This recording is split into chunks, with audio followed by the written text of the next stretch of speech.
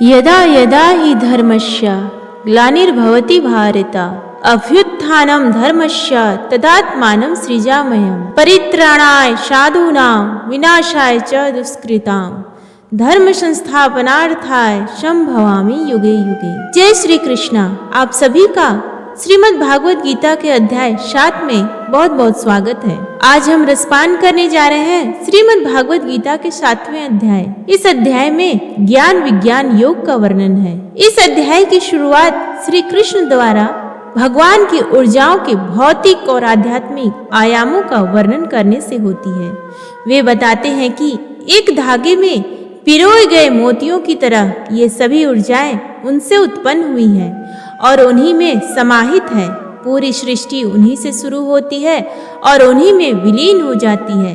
हालांकि उनकी भौतिक ऊर्जा माया पर विजय पाना बहुत कठिन है, लेकिन जो लोग उनके प्रति समर्पित होते हैं वे उनकी कृपा से आसानी से इसे पार कर सकते हैं। फिर वे 4 प्रकार के लोगों का वर्णन करते हैं जो उनकी भक्ति में लीन होते हैं और बाकी 4 जो उनके सामने समर्पण नहीं करते। वे कहते हैं कि जो भक्त ज्ञान पूर्वक उनकी पूजा करते हैं और अपने मन और बुद्धि को उनमें समाहित कर लेते हैं वे उन्हें सबसे प्रिय होते हैं। फिर भी कुछ लोग भौतिक इच्छाओं से भ्रमित हो जाते हैं और दिव्य देवताओं के सामने आत्मसमर्पण कर देते हैं जो उन्हें अस्थायी भौतिक समृद्धि प्रदान करते हैं। हालांकि ये दिव्य देवता भी सर्वोच्च भगवान से अपनी शक्तियां प्राप्त करते हैं, इसलिए भक्ति का सबसे योग्य पात्र स्वयं सर्वशक्तिमान भगवान है।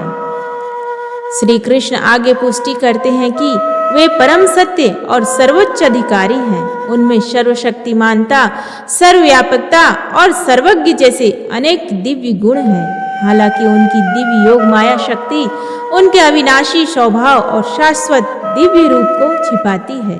जो भक्त उनके प्रति समर्पित होते हैं उनकी शरण लेते हैं उन्हें सर्वोच्च ईश्वर स्वयं और कर्मों के संपूर्ण क्षेत्र का दिव्य ज्ञान प्राप्त होता है। हे अर्जुन, अब सुनो कि किस प्रकार अनन्य भाव से मुझ में मन लगाकर तथा भक्ति योग के द्वारा मुझ में शरण लेकर तू मुझे पूर्णतया जान सकता है।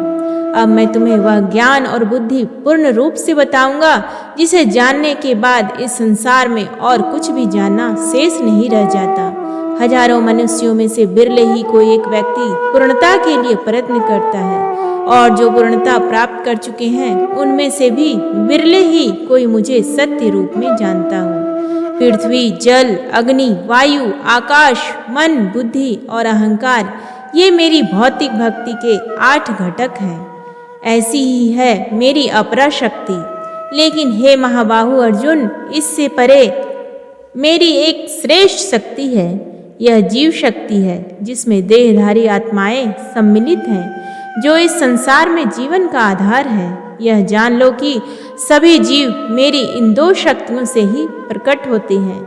मैं ही संपूर्ण सृष्टि का मूल हूँ और यह मुझ में ही विलीन हो जाती है। हे अर्जुन, मुझसे बढ़कर कुछ भी नहीं है, सब कुछ मुझ में ही स्थित है। जैसे धागे में पिरोए हुए मोती।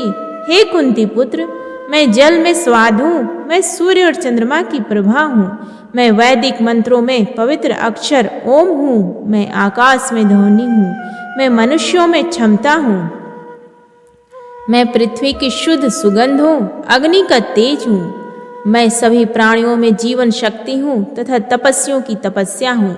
हे अर्जुन, तू यह जान कि मैं समस्त प्राणियों का सनातन बीज हूँ, मैं बुद्धिमानों की बुद्धि और तेजस्वी पुरुषों का तेज हूँ। हे भरत श्रेष्ठ, मैं बलवानों में कामना और वासना से रहित उनकी शक्ति हूँ। मैं वह यौन क्रिया हूँ जो सद्गुणों या शास्त्रों के आदेशों के प्रतिकूल नहीं है।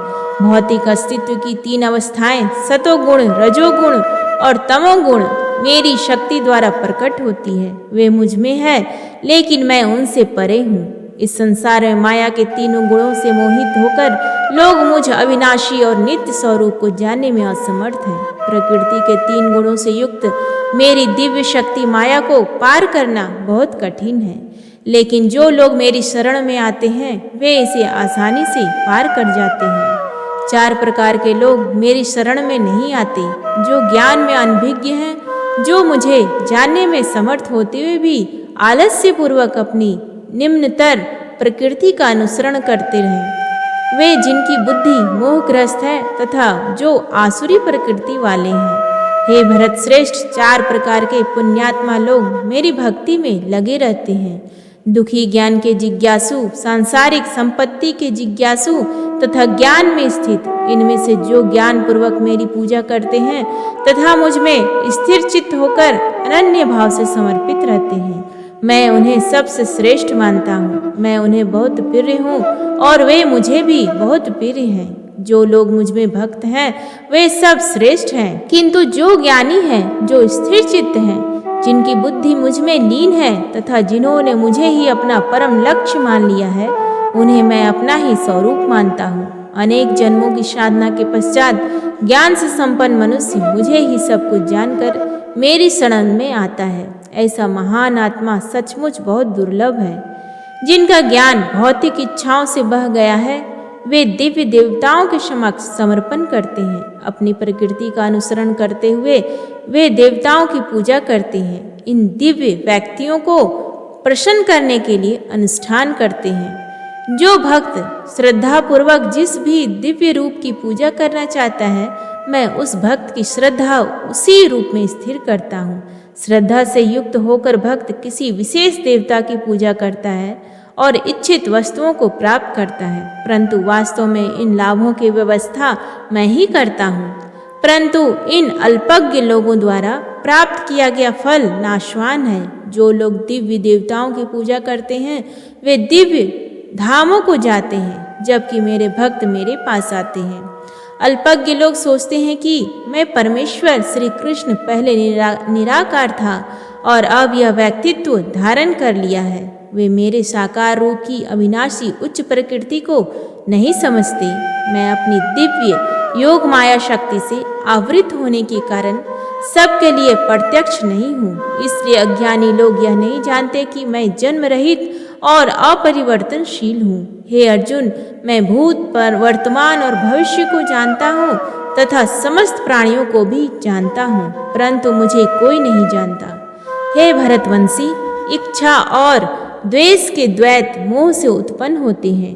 हे शत्रुओं को जीतने वाले, भौतिक जगत के सभी जीव इनसे मोहित हो जाते हैं, किंतु जो मनुष्य पुण्य कर्मों में संलग्न होकर पाप नष्ट कर देते हैं, वे द्वैत के मोह से मुक्त हो जाते हैं। ऐसे मनुष्य दृढ़ निश्चय के साथ मेरी पूजा करते हैं। जो लोग वृद्धावस्था और मृत्यु से मुक्ति के लिए प्रयत्न करते हुए मेरी शरण में आते हैं, वे ब्रह्म, आत्मा तथा संपूर्ण कर्म क्षेत्र को जान लेते हैं।